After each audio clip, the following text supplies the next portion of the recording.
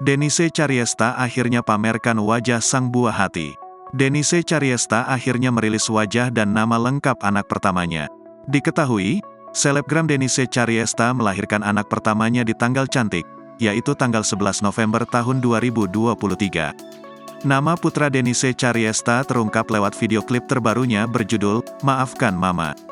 Lagu tersebut merupakan hadiah yang diberikan Denise untuk putranya yang lahir tanpa seorang ayah. Denise Cariesta pun namai putranya Jaden Bowen Yap.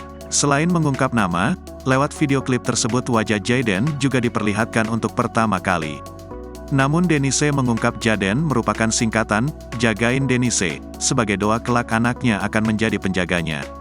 Sementara nama tengah Bowen dan Yap diambil dari nama Chinese serta marga ayah Denise Cariesta. Sebelumnya, Denise Cariesta membongkar identitas ayah putra pertamanya. Denise lantas mengungkapkan bahwa sosok ayah dari anaknya merupakan mantan suami Jill Gladys.